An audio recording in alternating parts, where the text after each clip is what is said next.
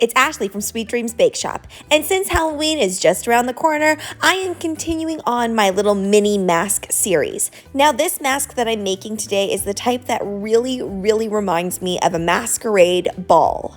What's great about this tutorial is that you only need one texture of icing, and you don't need to use pipe and flood icing. You can just use your piping icing. Now, my consistency right now is actually somewhere in the middle between piping and flooding and piping icing. I think I would have gone a slight bit thicker, but this is what I had ready on hand already. So it is slightly looser than I would like it. I would suggest you thicken it up just a little bit. But when you're doing that brush technique with that brush, it is a little bit tricky to get the texture completely right. So it is a little bit better to be on the looser side if you're just starting out doing this. If you make it too thick, then when you try to brush things through, all of that icing comes off with it. So making sure that you have slightly looser icing makes it so that it will paint nicely.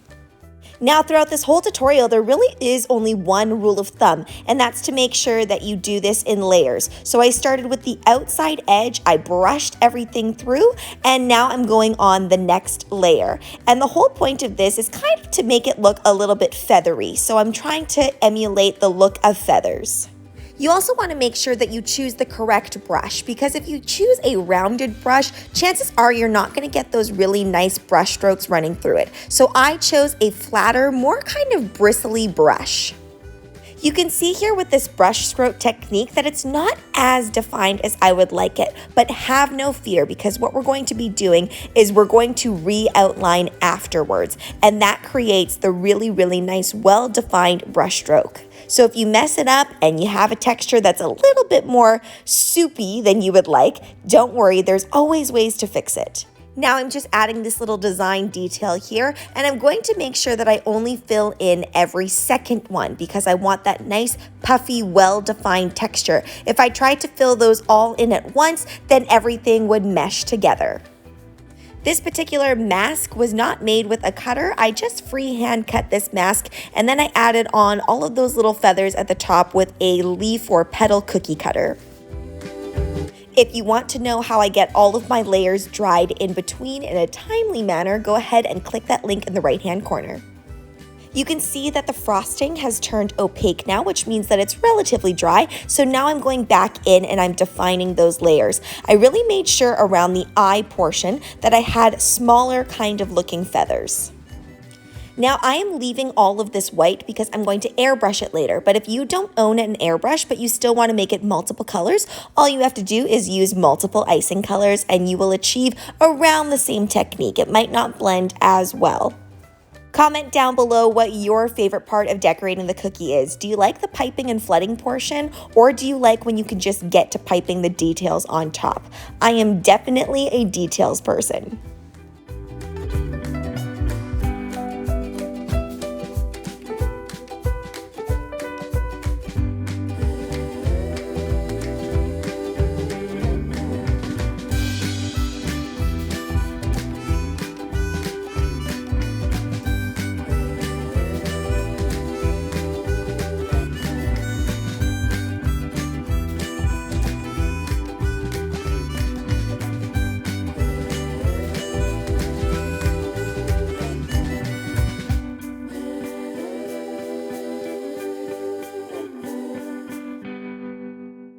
Once you get all of those details down and everything is dry, then you can go ahead and airbrush with your favorite colors. I wanted to make this very colorful and bright, so I'm using my blue airbrush sheen, and then I'm going to continue on with the rest of the colors of the rainbow. Now, I don't complete the full rainbow, but I definitely allude to it by mixing in most of the colors of the rainbow. If you are going to go with the same color palette as I am, then the beauty of this is that you don't need to wash that airbrush in between. And in fact, you don't want to wash the airbrush in between so that the colors really meld together. For example, this kind of purpley indigo color is really meshing well with the blue because I still have a slight amount of that blue in the airbrush gun itself.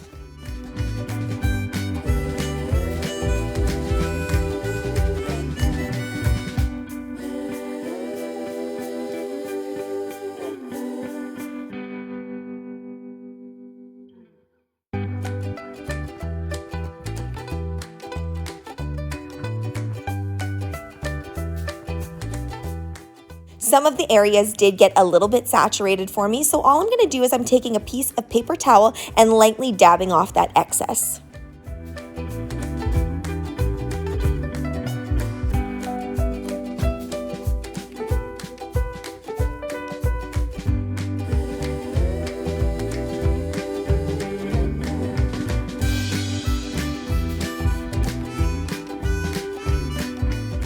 Now I'm going to be adding on some pearl detailing, and I do suggest that you do this afterwards, because if you do it beforehand and then you airbrush, chances are you're going to get airbrush on those gold pearls, and we really want the gold to stand out and not have any of the existing colors on it.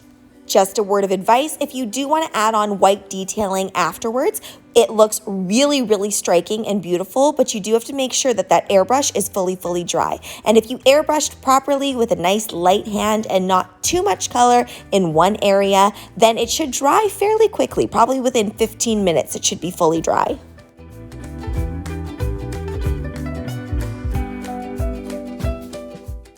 I apologize for some shadowing and the darker lighting. It's just really hard to film in the daylight because we have so few hours now. The custom price is attributed to the fact that there are a lot of details on this despite it being technically easy to achieve. And of course, the stock order is cheaper because you get to decide on all of the details. Thanks so much for watching, guys. Don't forget to like, share, and subscribe so you can be part of the Sweetie fam. Right now, I'm uploading daily, so make sure you hit that notification bell so you know when I upload.